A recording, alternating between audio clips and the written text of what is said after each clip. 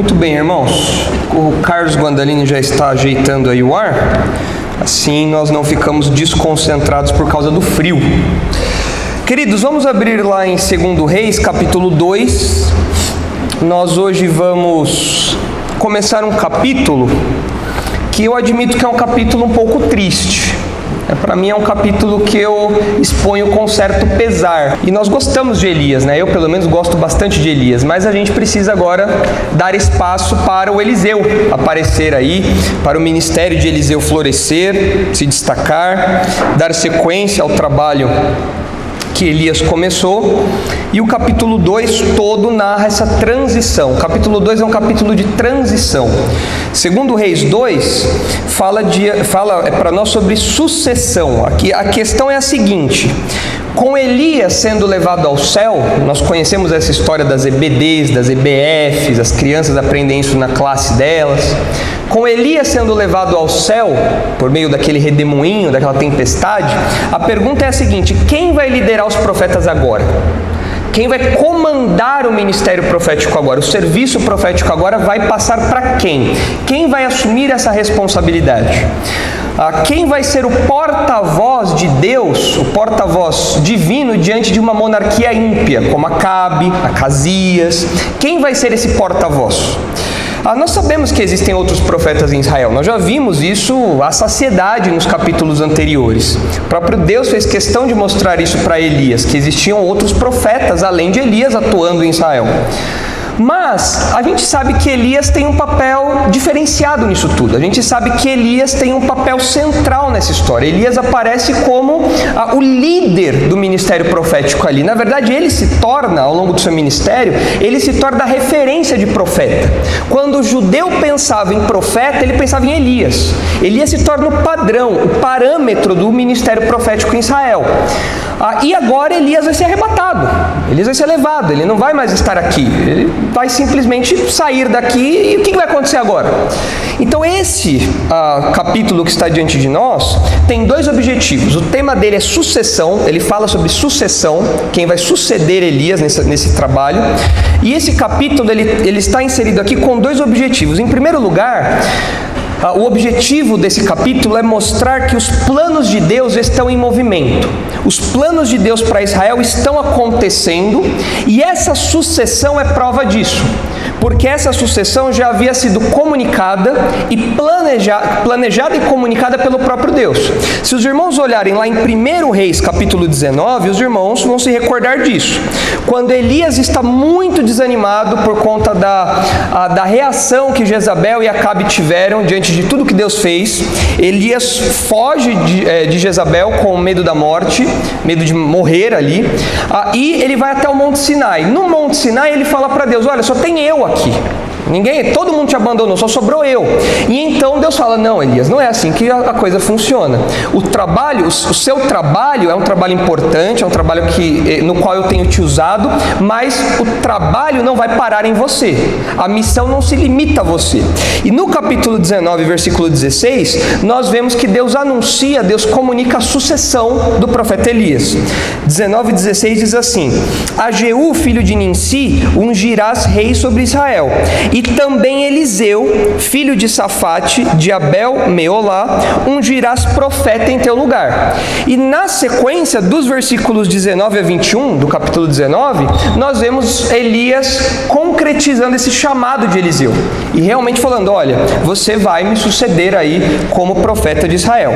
Então, o capítulo 2 de 2 Reis mostra para nós que os planos de Deus para Israel estão em movimento.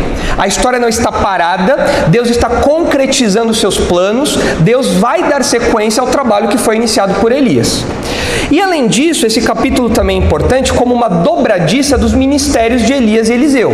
Na teologia, eles são tratados como um ministério só, basicamente, o ministério de Elias e Eliseu, porque eles são muito semelhantes, até o perfil deles é semelhante em algum aspecto. O trabalho deles é semelhante, o que eles fazem é semelhante, os milagres são semelhantes, há muita semelhança entre os dois.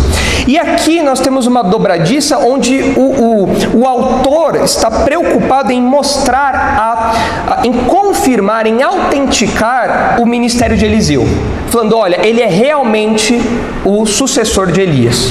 Então essa dobradiça mostra que os planos de Deus estão em movimento e de que Eliseu é o sucessor autorizado por Deus. É realmente o sucessor confirmado para aquele ofício, dando sequência ao trabalho de Elias. E essa temática da sucessão, de uma pessoa suceder a outra, de uma pessoa passar o bastão para outra, é uma temática que aparece em vários momentos da Bíblia. Afinal de contas, a Bíblia cobre um período histórico bem abrangente. Aí nós vemos isso acontecendo em várias instâncias, em vários contextos. Por exemplo, nós vemos algo de sucessão, uma realidade, uma expressão de sucessão, no livro de Gênesis com os patriarcas, por exemplo. Nós temos estudado com o pastor Marcos isso já há bastante tempo, e nós vemos as promessas sendo passadas de um patriarca para o outro. Tanto que o autor bíblico faz questão, por exemplo, de mostrar, na linguagem do pastor Marcos, nas palavras que ele usou, que Isaac era uma espécie de Abraão Júnior. Foi isso que o senhor comentou, né? Por quê? Por que o autor bíblico, porque Moisés quis mostrar que Isaac era um Abraão Júnior? Para mostrar que as promessas estão caminhando. Há uma sucessão nessas promessas aí, de Abraão para Isaac, Isaac para Jacó, entre os patriarcas existe isso aí.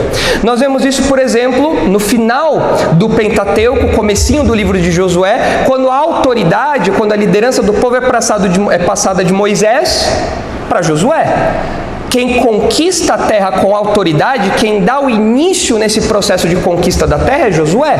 E nós vemos essa sucessão acontecendo ali. O povo era liderado por Moisés, mas agora o povo será liderado por Josué. Nós vemos isso no livro dos reis acontecendo com Davi e Salomão. O grande rei Davi, chega uma hora que ele morre. Chega uma hora que ele fala, olha, não vou ser rei para sempre. Então ele deixa todo o cenário preparado, chama Salomão e fala, olha, a partir de agora você vai ser rei. Então faça isso, isso, isso. Então você tem a sucessão ali acontecendo. Você tem a história de Elias e Eliseu. Você tem até mesmo uma realidade de sucessão percebida no exemplo de Jesus e dos apóstolos. O Senhor Jesus treina os apóstolos para que depois da sua ascensão eles deem sequência no trabalho de pregação do Evangelho, que Jesus fez ali na Palestina enquanto esteve aqui. Você tem uma realidade de sucessão também entre os apóstolos e os pastores. Por exemplo, Paulo. Paulo passa o bastão, o seu bastão de pregação, de liderança da igreja, ele passa o seu bastão no livro de Atos para os pastores de Éfeso, em Atos 20, e a gente vê ele passando o bastão para Timóteo também. Então há uma realidade de sucessão em toda a Bíblia. A gente sempre vê essa realidade. Uma geração passando o bastão para a próxima. E dessa maneira a história da redenção vai avançando, a história da salvação vai avançando, as promessas vão passando, o evangelho vai passando de geração em geração também, por meio dessa sucessão. Agora, a gente percebe que sucessão não é um tema exclusivo da Bíblia. Qualquer contexto secular também, em algum grau, se preocupa com sucessão. Nós vemos isso em empresas, nós vemos isso em famílias, nós vemos isso ao nosso redor de modo muito comum. Porque alguém já disse, né? Não sei quem, mas alguém já disse que mais importante do que ter sucesso é ter sucessores. Isso é uma máxima que não se aplica só ao contexto bíblico. É uma máxima que se aplica a qualquer outro contexto, até no contexto secular. Existe uma preocupação das pessoas formarem sucessores. Quem vai seguir depois que uma geração passar? Quem vai ser o próximo líder? Quem vai ser o próximo gerente? Quem vai ser o próximo dono? E assim por diante. Essa semana agora, na sexta-feira, eu estive com a Isabela naquele teatro que tem lá no centro de São Paulo, o Teatro Renault. Eu e a Isabela, nós gostamos bastante de assistir teatro, assistir musicais que acontecem ali, né? A gente já viu vários espetáculos ali, e agora essa semana, acho que semana passada, reabriu o teatro depois da pandemia, e nós fomos assistir um musical bem cringe, A Fantástica Fábrica de Chocolate. Os irmãos mais velhos vão lembrar dos Umpa-Lumpas, né? Os mais novos, não sei se sabem bem o que é isso, mas os mais velhos vão lembrar dos Umpa-Lumpas, dos anõezinhos lá, laranjas, né? Do bilhete dourado, tudo aquilo. E a gente foi assistir, a gente gosta de musical, a gente foi assistir. E eu acho que a maioria aqui sabe pelo menos o grosso da história, né? O roteiro principal da história, que é um roteiro sobre sucessão. A temática da Fantástica Fábrica de Chocolate não é chocolate. a temática, o tema da Fantástica Fábrica de Chocolate, tanto nos filmes, o filme antigo, o filme mais novo, a musical, a temática da Fantástica Fábrica de Chocolate é sucessão. O grande chocolateiro, mestre chocolateiro Willy Wonka, tem que passar a sua fábrica para outra geração, porque ele já está velho já. E ele tem que achar alguém que tenha uma mentalidade parecida com a dele. Ele tem que achar alguém que pense em chocolate, em doces como ele. Então ele faz aquele concurso das 5 crianças que entram na fábrica e uma delas vai herdar a fábrica de chocolates. Então vejam, até mesmo num contexto secular, a temática da sucessão é frequente. Agora, se tem uma área dentro da igreja que é problemático, é a área de sucessão. Quando a gente fala, por exemplo, de sucessão pastoral, meus irmãos, quem veio de outras igrejas, quem passou muito tempo em outras igrejas e experimentou um processo de transição pastoral, sabe do caos que é isso. Dentro da maioria das igrejas, quando a gente fala sobre sucessão pastoral, surgem muitos desafios. Por quê? Porque nessa passagem de bastão a gente tem alguns traumas, alguns problemas, alguns desafios. Ora, em primeiro lugar, porque às vezes acontece de um pastor suceder o outro, mas eles terem teologias, pensamentos teológicos diferentes. E aí tudo que o pastor anterior fez, o novo vai lá e desfaz, rapidamente. Então é uma tragédia muitas vezes o que acontece. O trabalho de décadas é jogado no lixo por conta de uma sucessão pastoral mal feita. Muitas igrejas experimentam isso. Você tem às vezes má aceitação por parte da igreja. Muitas vezes os membros não aceitam a sucessão. O pastor titular antigo já está lá velhinho, caduco, não consegue mais falar nada, não consegue nem ler o texto com letra extra gigante, não dá para falar mais nada, começa a inverter os nomes. Não, ele não pode mais ficar ali, não tem mais condição. Mas a igreja não aceita o pastor novo. A igreja não aceita essa sucessão. E aí começa a questionar a autoridade do pastor novo, começa a colocar desafiozinhos, questionamentos ali para o pastor novo. Isso acontece em toda a sucessão pastoral. Pastor Marcos, quando chegou aqui, experimentou isso, não experimentou? Questionamento, desafio de autoridade. Toda sucessão pastoral passa por isso. É uma temática que mexe com os ânimos. Peraí, mas eu gostava do outro, não gosto desse. Eu queria o outro, não quero esse. Então começa a mexer com os ânimos também. É uma área delicada da igreja isso daí. E muitas igrejas padecem por isso. Quando não acontece de durante o processo de sucessão, algumas pessoas, alguns aproveitadores decidirem ganhar terreno dentro da igreja. Vou aproveitar que o pastor já está velhinho, vou aproveitar que o outro pastor ainda não está aceito aqui por todo mundo, vou aproveitar agora e vou me consagrar aqui. Agora é a hora que eu ganho a igreja inteira. Então ele vai lá, dá um golpe de estado eclesiástico e comanda a igreja por conta própria. Faz lá a sua ditadura dentro da igreja, enquanto a sucessão pastoral está fragilizada aí.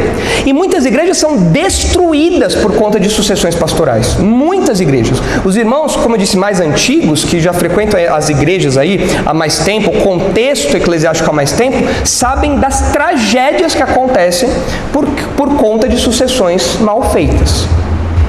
É por isso que os pastores da nossa igreja têm por alvo formar o máximo possível de líderes. Nós temos uma reunião mensal entre os pastores e essa semana nós tivemos uma reunião agora. E nós estávamos comentando ali como que a gente pode fazer naquilo que está ao nosso alcance, claro, né? Como nós podemos fazer para segurar 100 anos. Daqui 100 anos não, né? Um período todo de 100 anos, somado desde o ministério do pastor Marcos, 100 anos. O pastor Marcos não vai viver 130 e poucos anos, pelo menos não. A gente não sabe, né? Mas vai que, né? Pastor Thomas não vai. Pastor Thomas, a coluna não vai deixar, né? Mas não vai rolar. Agora o pastor Marcos a gente não sabe, vai que é um Matusalém 2.0 aí, né? A gente não sabe, mas tomara que sim, né? Vai que a qualidade de vida, pensou o pastor Marcos velhinho aqui pregando, começando a pregar Êxodo, já pensou? 100 e poucos anos começando a pregar Êxodo, né? Vai dar certo isso daí. Mas pastor John MacArthur já é um idoso, tem 83 anos já e continua pregando, 82, e continua pregando no púlpito da igreja dele semanalmente ali. Então, é possível, né? Mas a gente estava falando sobre o alcance alcance do nosso trabalho. Nós, como pastores, temos a responsabilidade de fazer com que essa transição pastoral seja o mais suave possível, para que não haja uma mudança de teologia na igreja, para que a nossa igreja não se pentecostalize, porque vem outro cara aí que não tem nada a ver com o nosso pensamento e transforma em um ano o que nós demoramos 100 anos para fazer. Então, nós, como pastores, temos essa responsabilidade. O pastor Marcos já conseguiu formar 3 gerações. Tem a geração do pastor Marcos, depois vem a do pastor Thomas, 10 anos mais novo, depois a do pastor Isaac e do pastor Robson, 10 anos mais nova, e a minha geração, 10 anos mais nova. Agora a gente já está olhando para os adolescentes da igreja já, para as crianças. Eles agora têm que vir aí. Eles agora têm que se prontificar, a gente tem que perceber neles isso, para segurar mais algumas gerações. E quando eu estiver perto dos meus 80 anos, eu espero que tenha mais 3, 4 gerações já engatilhadas já, para que assim a gente consiga fazer uma sucessão tranquila, e a nossa igreja não caia em mãos terríveis aí, seja completamente destruída. É claro, Jesus é o dono da igreja, ele dirige a sua igreja como ele quer, mas naquilo que está sob nossa responsabilidade, sob nosso alcance, nós vamos trabalhar para isso. E quando nós olhamos para textos como esse, como o texto de 2 Reis, capítulo 2, nós podemos retirar alguns princípios sobre sucessão. Nós aprendemos algo aqui sobre sucessão. Essa é uma realidade que se impõe a todas as gerações. Nenhuma geração vive para sempre, nenhuma geração dura para sempre, uma geração precisa passar o bastão para outra. E aqui nós temos alguns princípios bíblicos que orientam. É claro, não são todos os princípios bíblicos que nós aprendemos aqui. A realidade da sucessão aparece em vários contextos, nós aprendemos isso de várias formas.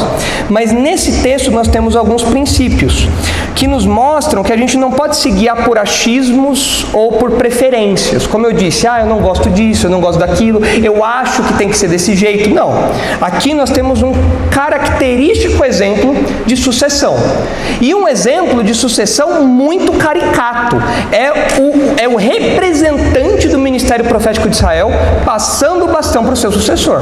Alguém em Israel poderia fazer bico, torcer o nariz e falar, esse Eliseu aí, bota fé nele não. Mas Deus confirma o ministério de Eliseu e fala, não, Eliseu está dando sequência no trabalho que Elias começou. Então pode colocar o slide, por favor, Nicolas? Nós vamos estudar no capítulo 2, todo o capítulo 2 de 2 Reis, nós vamos estudar essa mensagem central aí. Deus provê líderes para o seu povo. Mensagem central simples, objetiva e que resume aqui o princípio que nós vamos aprender ao longo de todo o capítulo. Deus provê líderes para o seu povo. Elias vai ser arrebatado, mas Deus não vai se deixar sem testemunho. Deus não vai deixar um hiato, um vazio ali no ofício profético, na liderança de Israel, especialmente em meio a um tempo de crise, como a monarquia ímpia. Não, Deus vai prover líderes para o seu povo. E nós, olhando o capítulo 2, vamos perceber três etapas da jornada sucessória. Há um avanço aqui dessa sucessão. Nós vemos em primeiro lugar a iminência da sucessão, ou seja, Eliseu sabe que Elias vai partir, Elias sabe que ele vai partir, todo mundo sabe que Elias vai partir, e eles têm que estar com isso em mente, preparados para esse momento. Há uma tensão, há uma iminência da sucessão aqui. E nós vamos perceber essa tensão, especialmente por meio de Eliseu. Eliseu sabe que o tempo está chegando, e ele está ali com a sucessão às portas já. Depois a gente vê a imposição da sucessão, ou seja, a sucessão vai se impor a Eliseu. Ele está esperando que isso vai acontecer, mas isso acontece de modo um pouco abrupto ali no meio daquela expectativa, isso acontece de modo um pouco abrupto. Isso traz responsabilidades para Eliseu. Eliseu tem consciência disso, ele sabe disso, ele pede a Elias que faça algo por ele, mas chega um momento que Elias vai.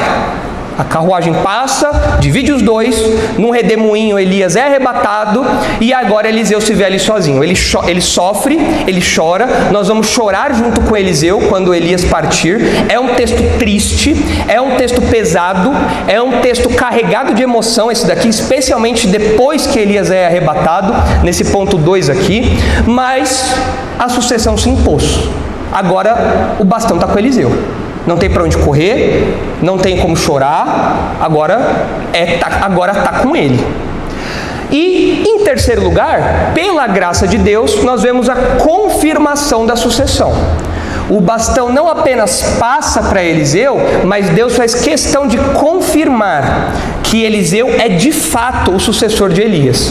E essa confirmação vem por meio de milagres, vem por meio de juízo, vem por meio de evidências sobrenaturais de que realmente Deus continua dirigindo o seu povo e continua levantando seus servos, dirigindo o povo de Israel. Então é isso que nós vamos ver ao longo de todo o capítulo. O meu desejo é passar nesse capítulo bem devagarinho, não só para explicar direitinho, mas porque eu não quero dar tchau para Elias, mas eu preciso. Nós precisamos dar tchau para Elias e receber Eliseu. Eliseu é alguém que será confirmado no seu ministério por Deus.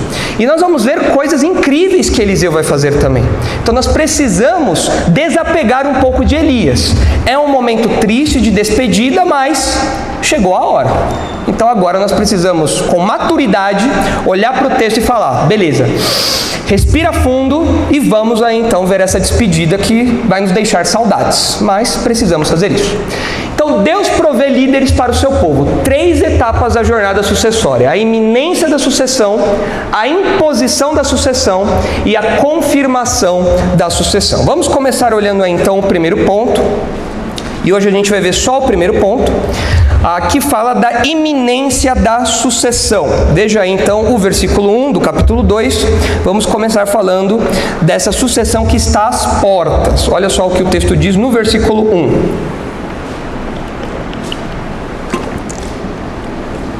Versículo 1. Quando estava o Senhor para tomar Elias ao céu por um redemoinho, Elias partiu de Gilgal em companhia de Eliseu. O texto já começa dando spoiler para a gente. O texto já começa falando o que vai acontecer na sequência. Não tem mistério aqui. O texto fala: Elias vai ser tomado no redemoinho. Chegou o momento de Elias partir. O texto já apresenta isso para nós. De algum modo que nós não sabemos, essa realidade, essa verdade já tinha sido revelada para Eliseu, essa verdade já tinha sido revelada para Elias, e essa verdade já tinha sido revelada para os profetas que vão aparecer na sequência. Então todo mundo sabia disso, não era segredo para ninguém, e não é segredo para a gente também. O autor bíblico coloca isso logo no começo do capítulo: olha, chegou o momento de Elias ser levado ao céu. Agora, os versículos que estão aí na sequência constroem para nós uma certa tensão, porque a gente sabe o que vai acontecer, mas a gente não sabe quando. A gente sabe que é nesse capítulo aí, nas próximas linhas isso vai acontecer, mas a gente não sabe quando. E a cada passo que Elias dá, a gente fica naquela tensão: é agora? É agora? E agora? Será que vai? Agora vai. Agora vai.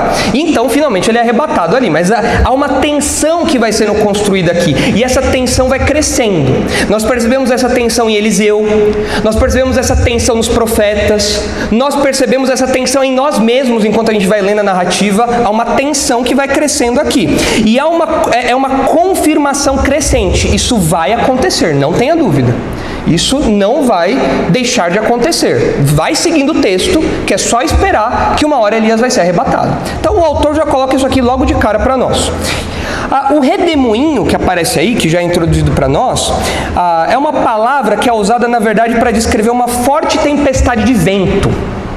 Uma ventania muito forte. Um redemoinho é isso, né? É uma ventania, uma tempestade de vento muito forte, uma tormenta. É isso que o texto quer dizer aqui, que Elias vai ser levado ao céu por meio de uma tormenta, por meio de um vendaval. A gente às vezes tem aquela ideia infantil de que veio um furacão ali e Elias saiu rodando no furacão até o céu, né? O texto não quer construir essa imagem para nós, ele quer construir a imagem de uma tempestade, algo furioso, algo violento que vem sobre os dois, e essa ventania leva Elias ao céu. Essa figura da tormenta, da tempestade, do redemoinho, ela aparece em outras partes da Bíblia. Se os irmãos se lembrarem do livro de Jó, os irmãos vão se lembrar que no final do livro de Jó, Deus fala com Jó por meio de um redemoinho, por meio de uma tempestade. Quando nós vemos Ezequiel, quando nós vemos Jeremias, até Isaías, nós vemos que na linguagem dos profetas, a tempestade, essa tormenta, esse redemoinho que é retratado aqui, muitas vezes é usado como uma imagem para a presença e o juízo de Deus. Quando Deus vai trazer juízo sobre alguma nação, fala: eu vou enviar uma tormenta, eu vou enviar um redemoinho, eu vou enviar algo catastrófico ali. Essa é a ideia aqui. Então a gente está diante de um evento que mostra que Deus está agindo aqui. É a presença de Deus aqui. É Deus que vai mandar esse redemoinho de forma abrupta, violenta, e que certifica. Isso é algo feito por Deus. Nós temos essa clara noção aqui. No caso de Elias, esse detalhezinho do redemoinho pode ter um sentido adicional aqui. Não só de mostrar a presença direta de Deus, o redemoinho como sendo um ato divino, mas os irmãos devem se lembrar das polêmicas do livro dos reis. O que é polêmica? De novo, polêmica não é um assunto controverso. Não é um assunto que tem duas opiniões diferentes. Isso é o nosso conceito da palavra polêmica. A palavra polêmica, no sentido técnico, significa o embate entre duas divindades. Então, no livro dos reis existem vários desses embates, onde Javé, o Deus de Israel, sempre ganha. Então você tem, por exemplo, no Monte Carmelo, Javé disputando ali com Baal. Javé, evidentemente, ganha porque Baal nem existe. Baal perde por WO. É uma polêmica que acontece ali. E aqui a gente pode ter mais um indício de polêmica. Lembre-se, o ministério de Elias é cheio de polêmicas. Polêmicas no sentido de embate. E por que pode ter uma polêmica aqui? Porque Baal era o deus dos trovões e das tempestades. Só que aqui no texto, quem é que envia a tempestade? Deus. Então, na verdade, quem controla as tempestades é Baal? Não, é Deus que controla as tempestades. Então vejam que até mesmo no último ato envolvendo Elias, Elias prova que Deus é verdadeiro, que só existe o Deus de Israel e os outros deuses são falsos. Elias é usado até mesmo no seu arrebatamento para mostrar que Javé é o verdadeiro Deus, para confirmar que Baal não tinha poder nenhum, que Baal não deveria ser levado a sério, porque o verdadeiro Deus da tempestade é Javé. Quem controla os trovões das tempestades não é Baal, é Deus. E aí o texto fala para nós sobre uma jornada geográfica, aí, né? Sobre um roteiro geográfico, que começa em Gilgal. Nicolas, pode pôr o próximo mapa, por favor? Vamos manter esse mapa aí em mente, porque nós vamos ver agora uma jornadinha. Elias e Eliseu fazem agora uma jornadinha. Nesses últimos momentos de Elias, nós vemos eles caminhando de Gilgal até depois do Rio Jordão. Então você tem ali o reino de Israel na parte de cima, no norte, o reino de Judá ao sul. E você tem 3 cidades ali mencionadas no reino de Israel e a região do Rio Jordão ali. Mantenham esse mapinha em mente. Pode até deixar a projeção aqui, Nicolas, que a gente vai seguir esse roteirinho aí, porque esse roteirinho vai nos ensinar alguma coisa. É possível que o autor bíblico queira nos ensinar alguma coisa. Então, vejam ali no mapa que Elias sai de Gilgal. Nós não sabemos muito bem onde é essa Gilgal, porque na verdade existe mais de uma Gilgal na Bíblia. Existe uma Gilgal que fica mais ou menos nessa região aqui perto de Jericó. Só que não faria muito sentido esse roteiro de Elias vir para cá, depois para Betel, depois para Jericó. Então, alguns dizem que essa Gilgal mencionada aqui é uma Gilgal que fica na região aqui montanhosa de Efraim, onde era a tribo de Efraim. Fica nessa região aqui. Por quê? Porque o texto fala que de Gilgal eles vão descer para Betel. É óbvio que eles não estão descendo no mapa. Essa noção que a gente tem de mapa é didática, né? Norte lá em cima, sul lá embaixo, a gente descendo. A ideia de descer é que eles estavam no lugar mais alto, então eles desceram para Betel. Para ser uma região mais alta, essa Gilgal aqui bate com a descrição. Então pode ser nessa região aqui. Existem várias cidades com esse nome. Uma das possibilidades é essa daqui. De qualquer modo, isso para nós, se essa Gilgal ou outra Gilgal ali, isso para nós não muda nada do que a gente vai detectar aqui. Mas o que é importante agora são as cidades e as regiões para as quais Elias e Eliseu vão. Então prestem atenção aí, porque o ponto de partida é Gilgal. Eles vão sair de Gilgal. E de Gilgal eles vão para algum outro lugar. Então a gente precisa ter isso daí em mente. Versículo 2. Disse Elias a Eliseu: fica-te aqui, porque o Senhor me enviou a Betel.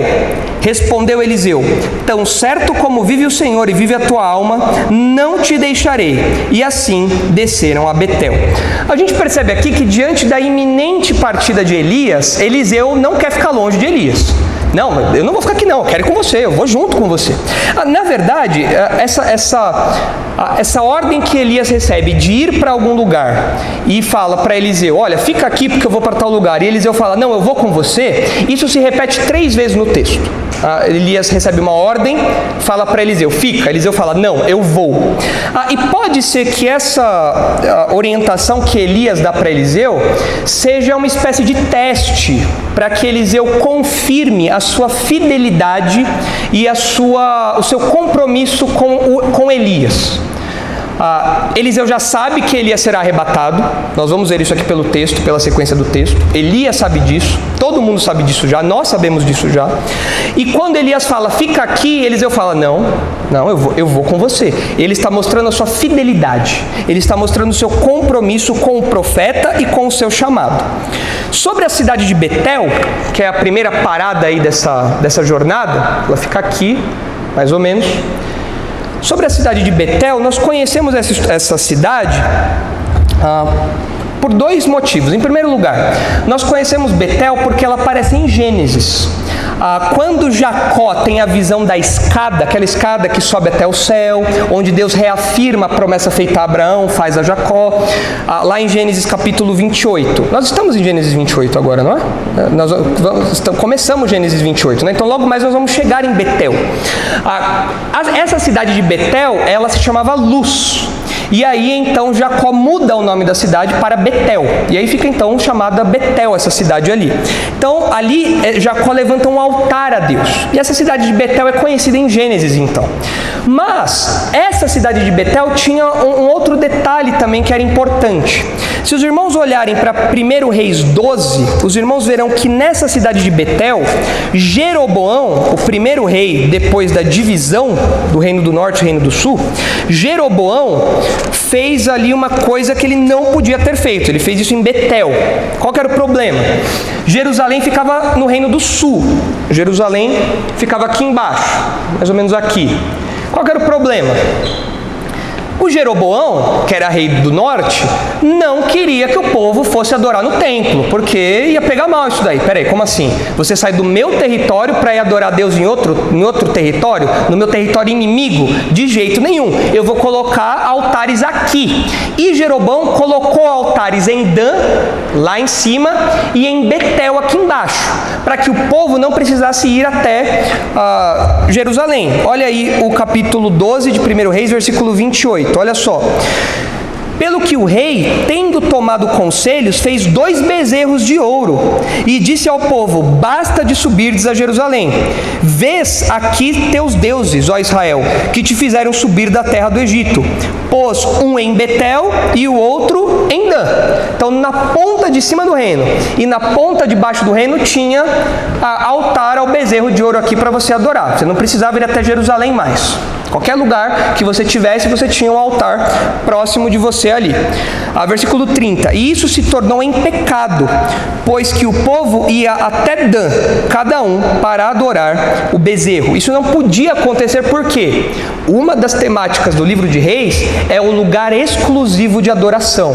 Deus escolheu um lugar para ser adorado no tempo do Antigo Testamento. E esse lugar era o templo em Jerusalém. Era lá que o povo deveria adorar. Era lá que Deus se fazia presente de modo especial. Então o que Jeroboão faz aqui é terrível. Ele é condenado por isso.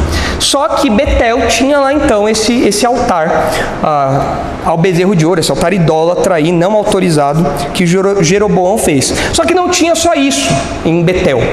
Nós vemos no versículo 3 o seguinte: então os discípulos dos profetas que estavam em Betel saíram ao encontro de Eliseu e lhe disseram: sabes que o Senhor hoje tomará o teu senhor, elevando-o por sobre a tua cabeça? Respondeu ele: também eu o sei, calai-vos. Então vejam, não havia só um altar irregular em Betel. Graças a Deus havia também uma escola de profetas ali, um grupo de profetas ali. Esses discípulos dos profetas, ou esses filhos dos profetas, eles vão aparecer bastante no ministério de Eliseu. Eles vão ter alguns contatos com Eliseu. A gente não sabe muito bem o que era isso, como funcionava essa escola de profetas. Nós sabemos que eles tinham refeições juntos, ali eles comiam juntos, nós vamos ver isso na história de Eliseu, na sequência, mas a gente não sabia muito bem o que era isso, a gente não sabia o que era esse grupo de discípulos. Se eles tinham, sei lá, uma faculdade, se eles estudavam matérias, tinha lá profecia 1, 2, profecia avançada, não sei. A gente não sabe o que era isso daqui.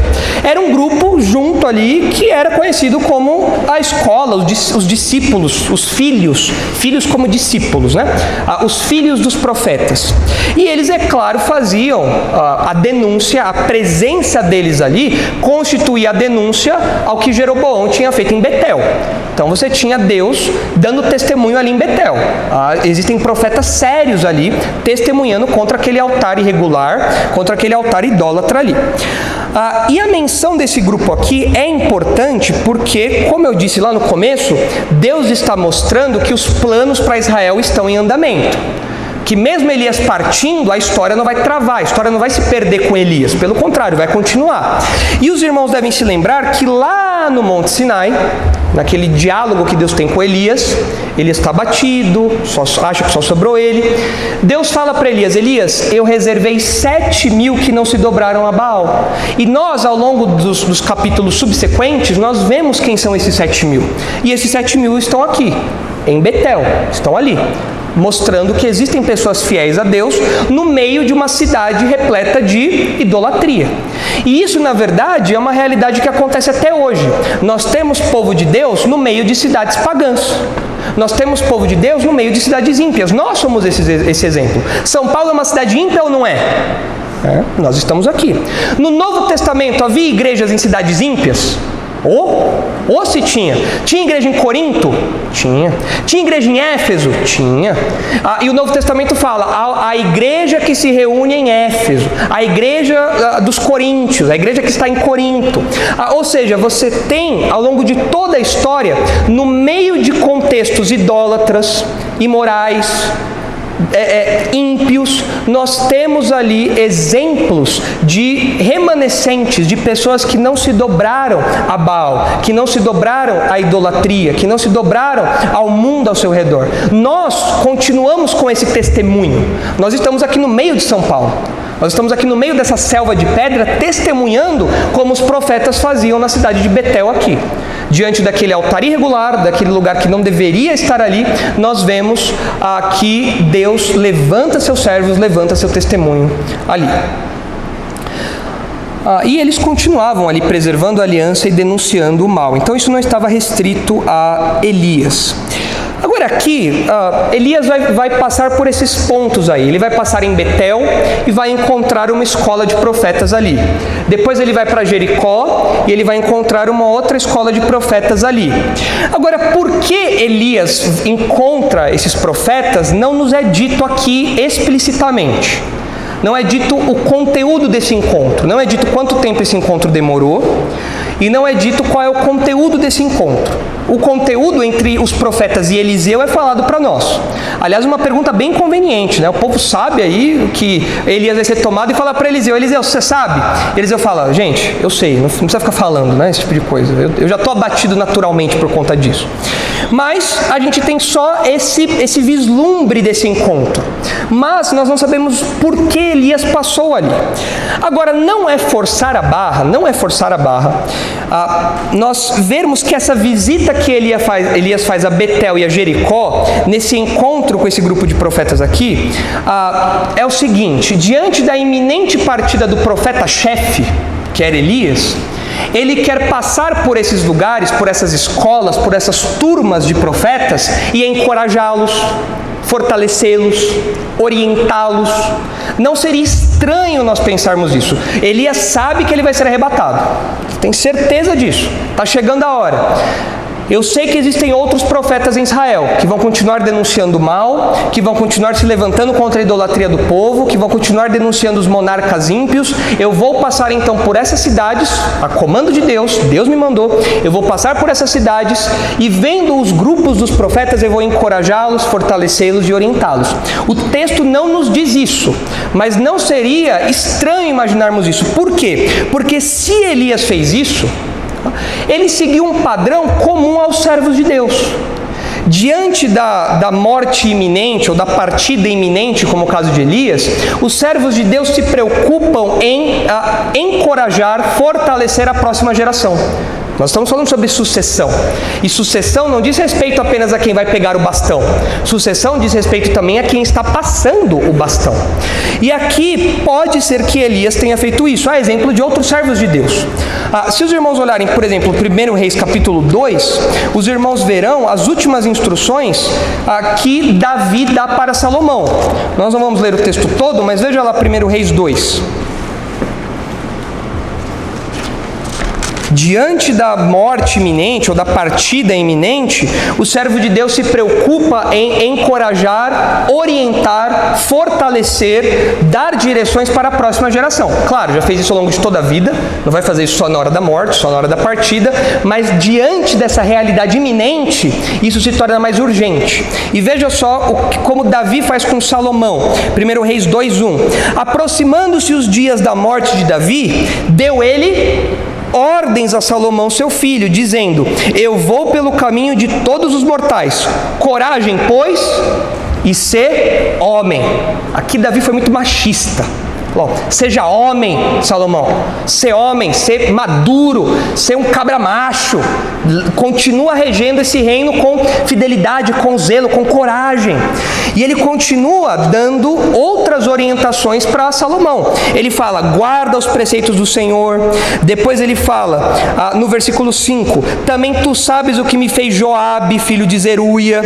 E ele fala: lida com eles também. Então Davi vai dando instruções para Salomão que vai sucedê-lo. Olha, você deve fazer isso. Eu estou morrendo, meu tempo acabou, minha gasolina já está no final, já não tenho mais energia, vou morrer agora. Você vai assumir o meu lugar. Seja corajoso, seja homem, honre as calças que você veste, seja corajoso na direção do reino, seja fiel a Deus, e tem algumas pontinhas soltas que você vai ter que cuidar. Então faz isso, faz aquilo outro, cuidado com aquele cara, foge dele, ele não é gente boa, dá um jeito nele e vai dando orientações. E o texto fala: Davi, percebendo que os seus dias estavam chegando ao fim, ele dá essas instruções para o seu sucessor. Nós vemos isso em certo grau até mesmo com Jesus. Na última ceia, o que Jesus faz? Jesus não dá orientações na última ceia? Eu vou enviar o Consolador a vocês, o Consolador vai fazer com que vocês lembrem de tudo que eu ensinei a vocês, ele vai dirigi-los, ele vai consolá-los. Então Jesus dá orientações antes da sua paixão, antes do seu sofrimento e da sua morte. Nós vemos isso acontecendo. O apóstolo Paulo faz isso também. Olha que legal em Atos capítulo 20, como a gente tem um contexto dessa partida iminente semelhante ao que está acontecendo aqui em Reis. Olha só, Atos capítulo 20.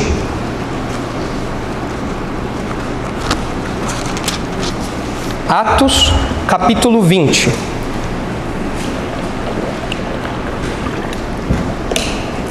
Versículo 28, olha só. Perdão. Atos 20, versículo 17. Olha só. De Mileto mandou a Éfeso chamar os presbíteros da igreja. E quando se encontraram com ele, disse-lhes: vós bem sabeis como foi que me conduzi entre vós em todo o tempo, desde o primeiro dia em que entrei na Ásia, servindo ao Senhor com toda a humildade, lágrimas e provações, que pelas ciladas dos judeus me sobrevieram, jamais deixando de vos anunciar coisa alguma proveitosa, de vô-la ensinar publicamente e também de casa em casa, testificando tanto a judeus como a gregos o arrependimento para com Deus e a fé em nosso Senhor Jesus Cristo. E agora, constrangido em meu espírito, vou para Jerusalém, não sabendo o que ali me acontecerá, senão que o Espírito Santo de cidade em cidade me assegura que me esperam cadeias e tribulações.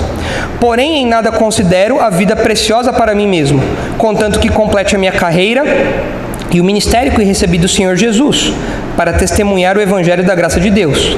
Versículo 25, prestem atenção aqui no tom de despedida. Agora eu sei que todos vós, em cujo meio passei pregando o reino, não vereis mais o meu rosto. Eu estou indo para Jerusalém, eu estou dando essas últimas orientações para vocês, porque vocês não me verão mais. Olha o versículo 38, versículo 37. Paulo dá as orientações aí, fala que os pastores devem cuidar do rebanho, porque lobos se levantarão para atacar o rebanho. Versículo 36. Tendo dito estas coisas, ajoelhando-se, orou com todos eles.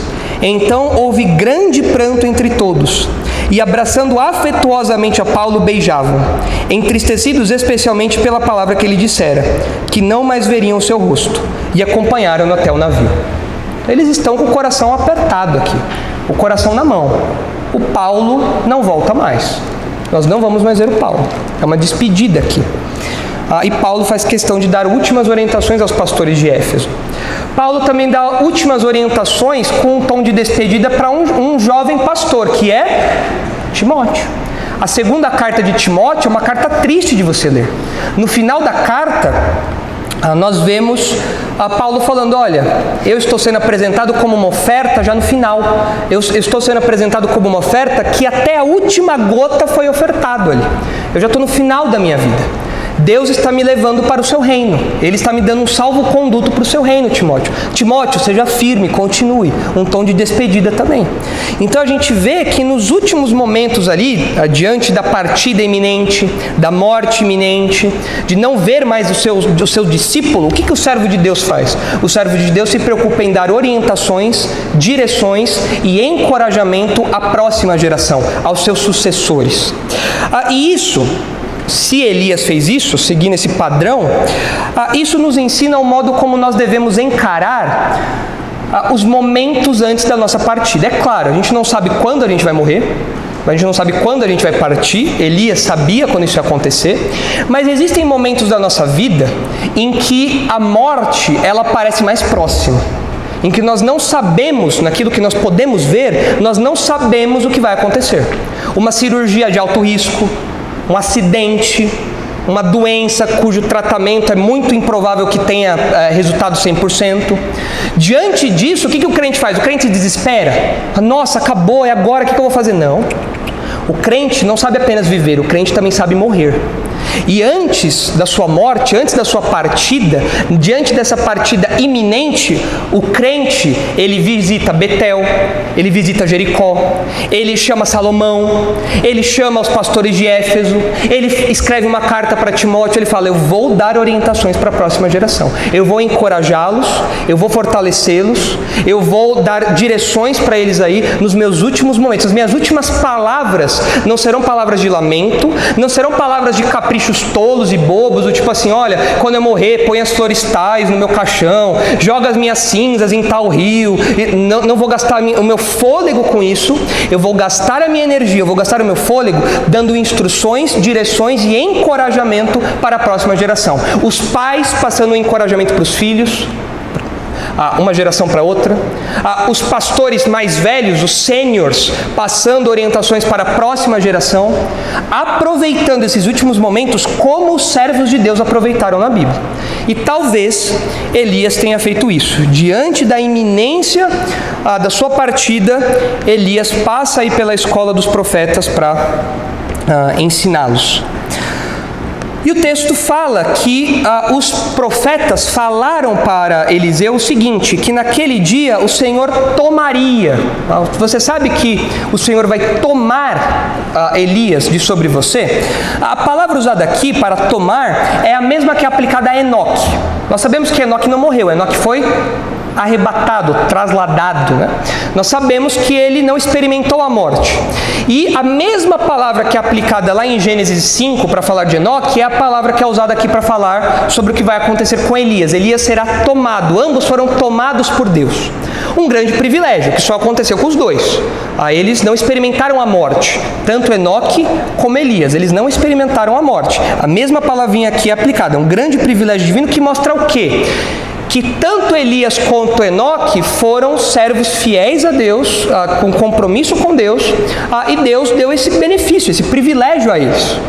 Nós não temos nenhuma promessa de que isso vai acontecer com a gente, se a gente for fiel, se a gente for temente a Deus, comprometido com Deus, compromissado com Deus, mas nós temos aqui 2 exemplos de pessoas que passaram aí por esse grande privilégio, que não experimentaram a morte: Elias e Enoque. E o texto de Hebreus 11, que nós temos estudado com o pastor Marcos, já estudamos Enoque, né? Já passamos por Enoque. Nós vimos esses detalhes aí do arrebatamento de Enoque, desse ato de Deus tomar Enoque para si. E Enoque já não era, ele já não estava mais entre nós aqui. Ele havia sido levado por Deus sem experimentar a morte. Só Elias e Enoque experimentaram isso. Moisés experimentou isso? Não. O que aconteceu com Moisés? Ele morreu. Moisés morreu. O grande líder de Israel morreu. Ele não desfrutou desse privilégio, mas Enoque e Elias desfrutaram. E o texto fala que o Senhor tomaria Elias, elevando-o por sobre a tua cabeça. Aqui essa expressão, elevando-o por sobre a tua cabeça, pode significar o seguinte: olha, Elias vai ser tomado. Aqui fala do modo como Elias seria tomado. Ele seria tomado sendo elevado acima da cabeça de Eliseu, que é o que as nossas traduções entenderam aqui. Então, aqui está falando do modo como Elias seria levado ao céu. Seria arrebatado, seria levado ao céu acima da cabeça de Eliseu. Mas uma outra possibilidade que eu acho muito interessante, que cabe no texto, exegeticamente cabe no texto, é que, na verdade, a ideia é que Elias será levado de sobre a cabeça de Eliseu. O que significa isso? Ser elevado de sobre a cabeça de Eliseu. Quem é o chefe de Eliseu? Elias. Quem está sobre a cabeça de Eliseu? Ou seja, quem está sobre Eliseu? Elias. E então o texto está falando: olha, logo mais, Eliseu, você vai ter que andar com as próprias pernas. Logo mais você vai ter que andar nessa bicicleta sem rodinhas. Porque logo mais você não vai ter mais um chefe, por assim dizer, sobre você. Porque esse chefe será tomado. E agora o chefe será você. O líder será você. O mestre será você. Você vai ter que andar com as próprias pernas. E aí, diante disso, o Eliseu fala: gente, não fala sobre isso não. É claro que a gente lê aqui calai-vos, a gente fala: nossa, como Eliseu foi mal educado, né? Mandar o pessoal ficar quieto, que falta de etiqueta, né, Eliseu? O texto não traz essa má educação embutida aqui. O que Eliseu está falando é simplesmente: gente, não precisa falar sobre isso, eu já sei. Não fica reforçando isso. Por quê? Por que vocês acham que Eliseu não queria que os profetas ficassem falando sobre isso com ele? Por quê? Qual o motivo disso? Por quê? Vocês não ficariam tristes se vocês estivessem no lugar de Eliseu? Poxa, eu sei que hoje o meu mestre vai ser levado de mim.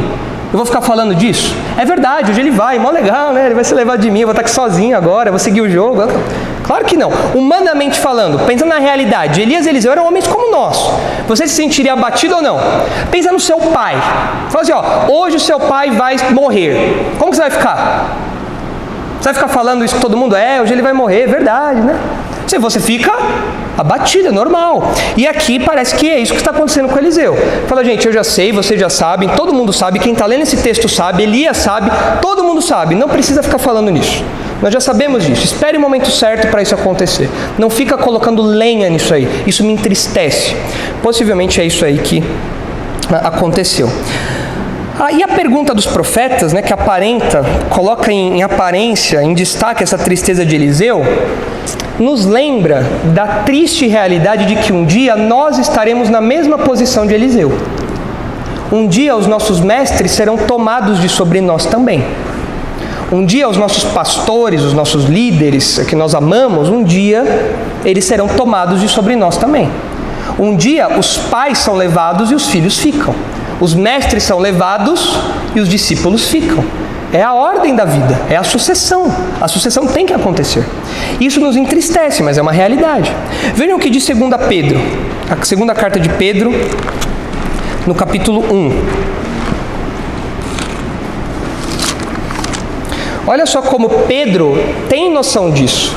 E ele quer que os seus leitores tenham a noção disso também. E nós precisamos ter a noção disso também.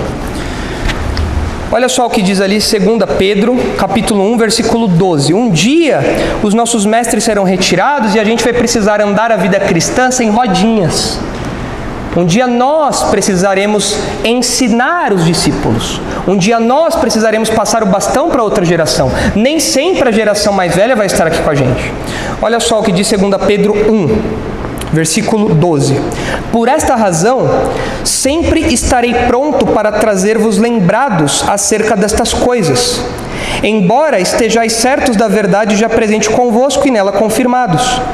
Também considero justo, enquanto estou neste tabernáculo, ou seja, enquanto Pedro está vivo, é uma figura de linguagem aqui, despertar-vos com estas lembranças, certo de que estou prestes a deixar o meu tabernáculo, ou seja, ele vai morrer, ele está certo que isso vai acontecer, como efetivamente nosso Senhor Jesus Cristo me revelou. Mas de minha parte, esforçar-me-ei diligentemente por fazer que, a todo tempo, mesmo depois da minha partida, conserveis lembrança de tudo. O que está acontecendo aqui? Pedro fala, olha, o tempo da minha partida está chegando. Jesus disse que isso ia acontecer comigo. E está chegando. Está chegando o momento de eu partir aqui.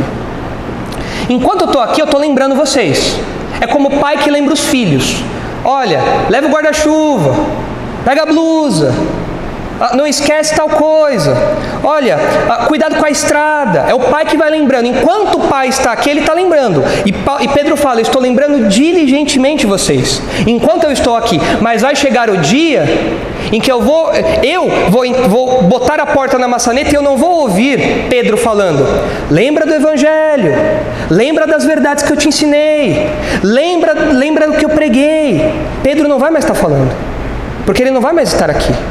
E Pedro tem noção disso, ele fala, eu me esforço para que depois da minha partida, vocês continuem se lembrando. Porque vai chegar o momento em que não vai mais ter o vovô Pedro, o pastor Pedro, o presbítero Pedro falando para as suas ovelhas. Vai chegar o momento em que as ovelhas vão ter que, de algum modo, claro, dirigidos por Deus, por outros líderes, mas em relação a Pedro, vai chegar o momento em que eles vão ter que andar com as próprias pernas. Em que eles vão ter que tomar o bastão e caminhar. Não vai ter jeito. Isso acontece em todas as instâncias. Isso acontece na igreja, isso acontece nas famílias. É assim que a vida funciona. Chega o momento em que nós temos que andar sem rodinhas, em que nós precisamos caminhar com as próprias pernas. E o que isso nos ensina? A partir do exemplo de Elias e Eliseu. Eliseu está triste. Nós nos entristeceríamos também nessa situação. Os leitores de Pedro talvez se entristeceram também. Poxa, Pedro vai partir, ele está falando isso daqui. Quem que vai nos lembrar agora dessas verdades? Nós precisamos lembrar, nós precisamos ter em mente que devemos valorizar o tempo com os nossos mestres. Vai chegar um dia que o Elias não vai mais estar com o Eliseu, que o Pedro não vai mais estar com as ovelhas. O que a gente faz? A gente aproveita enquanto eles estão. Enquanto os lembretes estão sendo feitos a nós. Nós aproveitamos esse tempo. E depois que eles partem, o que nós fazemos? Entramos em depressão, sofremos, não queremos mais saber de nada, não. O bastão passou. Nós vamos ver que Eliseu vai sofrer muito, nós vamos chorar de verdade junto com Eliseu aqui. Nós vamos nos emocionar com a despedida de Eliseu, de Elias, né? O que Eliseu pronuncia para Elias. Nós vamos chorar com isso. Mas o que Eliseu faz? Ele chora, ele rasga as vestes, ele proclama ali uma espécie de homenagem a Elias, mas depois disso ele pega o manto de Elias e fala, tá, agora é hora de ir para cima, agora o manto está comigo, o bastão está comigo agora eu vou. E ele vai.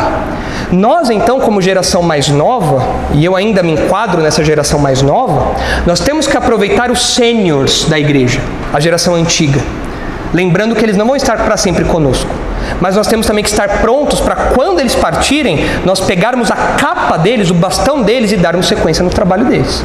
Essa é a dinâmica da sucessão, essa é a dinâmica da vida cristã. E nós vamos parar por aqui hoje. Na próxima ocasião, nós continuamos a partir do versículo 4, onde nós vemos aí alguns outros detalhes. E nós... pode voltar para o mapinha rapidinho, Xará. E nós vamos ali para Jericó agora. Nós estamos em Betel, paramos em Betel. Na próxima ocasião, nós vamos em Jericó. E aí nós falamos nós explicamos o que aconteceu ali.